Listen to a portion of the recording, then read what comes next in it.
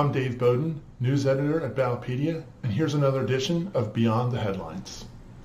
On Saturday, May 4th, municipal and school board elections will be held across Texas. This includes 4 of the 50 largest cities in the United States: San Antonio, Dallas, Fort Worth, and Arlington. Those 4 cities combined, as of the 2013 census estimate, had a population of 3.8 million. Each of those 4 cities is holding elections for mayor and members of the city council.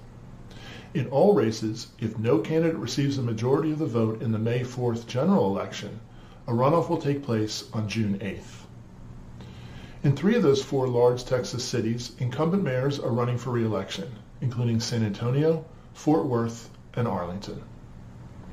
In Dallas, incumbent Mike Rawlings, a Democrat who has been in office since 2011, he is prevented by term limits from seeking re-election. 9 candidates are on the ballot. 4 currently hold or have held elected office. 2 have other government experience, and 3 have experience in business or not-for-profit organizations. Dallas uses a council-manager system where the mayor serves on the city council and the council approves a city manager to oversee day-to-day municipal operations.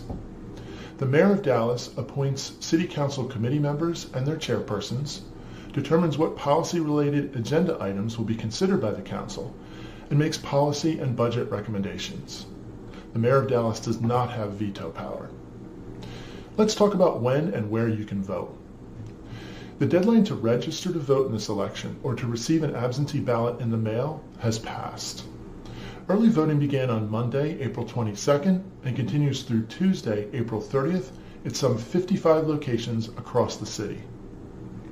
You can find a list of early voting locations, a sample ballot, directions to your polling place, and the expected wait times at early voting locations at www.dallascountyvotes.org.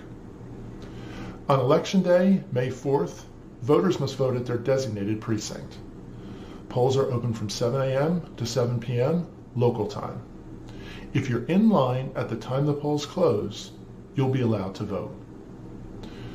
Voters in Texas are required to present voter ID at the polls. There are 7 forms of approved voter ID. If you do not possess and cannot reasonably obtain one of them, you can still vote by signing a declaration explaining why you are reasonably unable to obtain one, and also by providing one of various forms of supporting documentation, which includes a certified birth certificate, a valid voter registration certificate, a copy of an original current utility bill, bank statement, government check or paycheck, or other original government document that shows the voter's name and address.